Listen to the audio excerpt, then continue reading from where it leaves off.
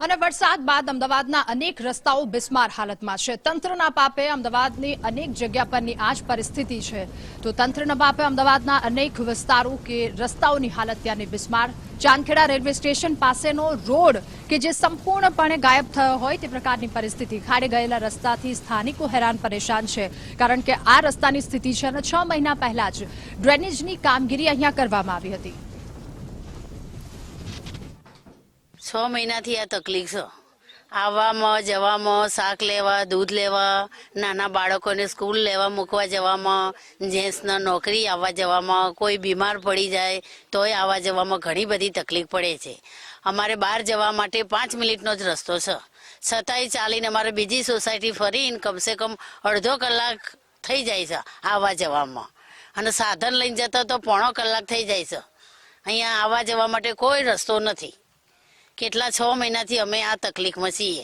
Railway વાળાને કીધું એટલે કે તમે મ્યુનિસિપાલિટી વાળા જોડે જાઓ, મ્યુનિસિપાલિટી વાળા જોડે જઈએ છીએ તો કે તમે રેલવે વાળા જોડે જાઓ, પણ આનું કોઈ ડિસિઝન લેતા નથી।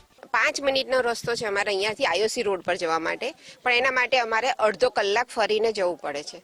અમે રેલવે વાળાને કહ્યું છે કે ભાઈ અમને અંડરબ્રિજની થોડીક સમસ્યા સોલ્યુશન લાવી આપો, તો એ લોકો એમ કહે છે કે તમે કમિશનર સાથે જાઓ। કમિશનર સાથે અમે વાત કરેલી છે, કમિશનર ખુદ આવીને જોઈ ગયા છે, પણ તોય છતાં આનો કોઈ હલ આવ્યો નથી। એમણે કહ્યું છે બની જશે, પણ એ વાતને તો મહિનો થયો છે, હજુ ઉપર લાઇટ નથી, નીચે રસ્તો નથી, અંડરબ્રિજ છે એ ફૂલ ભરાયેલો છે, આ બાજુ રેલવેના ટ્રેક છે। હવે તમે વિચારો અમે કેવી રીતે જઈએ? છોકરાઓના સ્કૂલોના કોલેજોના એટલા દિવસ પડે છે, કેટલી ગાડીઓ ફસાઈ ગઈ છે અહીંયા। તમારે જોવું હોય તો હું તમને બતાવી શકીશ, બધી ગાડીઓ ફસાયેલી છે। અમારે અહીંયા જન્માષ્ટમી ઉપર ને એટલું પાણી હતું કે અમે ઘરની બહાર નીકળી નતા શક્યા, ઘૂંટણ સમા પાણી હતા, છોકરાઓ બીમાર હતા, દવાખાને લઈ જતા નહીં જઈ શક્યા હતા। ભરતભાઈ પટેલ કોર્પોરેટરને અમે ફોન કરીને જણાવ્યું કે અહીંયાની હાલત જોઈ લો તમે।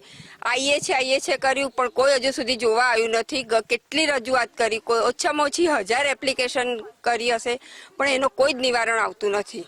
ફોન કરીએ છીએ તો કે આવીશું, પણ હજુ સુધી કોઈ દિવસ આવ્યા નથી। જ્યારે વોટ લેવો હોય તો આવે છે, અને વોટ લીધા પછી ફોન કરીએ છીએ તો કોઈ જવાબ આપતા નથી। અમદાવાદ શહેર એટલે કે સ્માર્ટ સિટી, 12,000 કરોડનું બજેટ ધરાવતી મહાનગરપાલિકા, પરંતુ તેના રોડ રસ્તા કેવા પ્રકારના છે? ગુજરાત ફર્સ્ટનું રોડ રસ્તાને લઈ રિયાલિટી ચેક અને જે પ્રકારના દ્રશ્યો જે છે જોવા મળી રહ્યા છે। ચાંદખેડા રેલવે સ્ટેશનની બાજુમાં આવેલો આ જે રસ્તો છે, જે ઉમા ભવાની અંડરપાસથી લઈને આઈઓસી ડેપો જે અંડરપાસ નિર્માણ કરવામાં આવ્યો છે, તે રસ્તો છે બિસ્માર હાલતમાં। છેલ્લા 6 મહિનાથી આ પ્રકારનો રસ્તો છે। અહીંયા ડ્રેનેજની કામગીરી કરવામાં આવી હતી, ડ્રેનેજની કામગીરી પૂર્ણ કર્યા બાદ જાણે તંત્ર એ ઉપર રોડ બનાવવાનું ભૂલી ગયું હોત તે પ્રકારના દ્રશ્યો જે છે સામે આવી રહ્યા છે। ઉમા ભવાનીથી આઈઓસી ડેપો બંને જે અંડરપાસને જોડતો અંદાજિત 2 કિલોમીટરનો જે આ રોડ છે એ ખૂબ જ બિસ્માર હાલતમાં જોવા મળી રહ્યો છે। જન્માષ્ટમી તહેવાર વખતે જે ભારે વરસાદ વરસ્યો હતો ત્યારે અહીંયા પણ મોટા પ્રમાણમાં પાણીનો ભરાવો થયો હતો અને આજુબાજુના જે મકાનો આવેલા છે તમામ મકાનોની અંદર પાણી ભરાઈ ગયા હતા।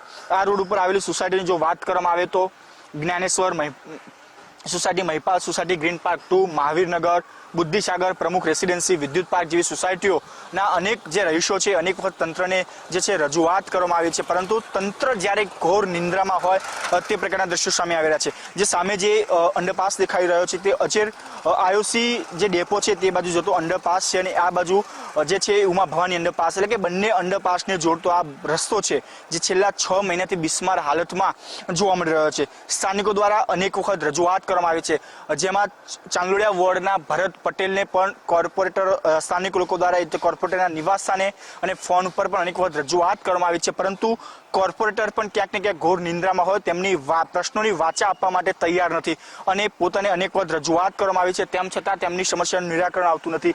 અનેક વખત રજૂઆત કરવામાં આવે છે, પરંતુ ક્યાંક ને ક્યાંક તંત્ર જે છે ઘોર નિંદ્રામાં છે, લોકો પરેશાન જોવા મળે છે। આ અંદાજિત 2 કિલોમીટર લાંબો જે રસ્તો છે એ બિસ્માર હાલતમાં જોવા મળી રહ્યો છે। ત્યારે સ્થાનિકોની પણ માંગ છે કે જ્યારે ચૂંટણી આવતી હોય છે ત્યારે જે કોર્પોરેટર છે મત માંગવા માટે આવતા હોય છે, પરંતુ ચૂંટણી પૂર્ણ થયા બાદ જે અમારો સમસ્યા હોય છે સમસ્યા સાંભળવા આવતા નથી। અનેક વખત ફોન કરવામાં આવે છે, પરંતુ ફોન પણ ઉપાડવામાં એ લોકો મશગુલ થતા નથી, તેવા પ્રકારના આક્ષેપો પણ કરવામાં આવી રહ્યા છે। કેમેરામેન વિજય પરમાર સાથે રાહુલ ત્રિવેદી, ગુજરાત ફર્સ્ટ, અમદાવાદ।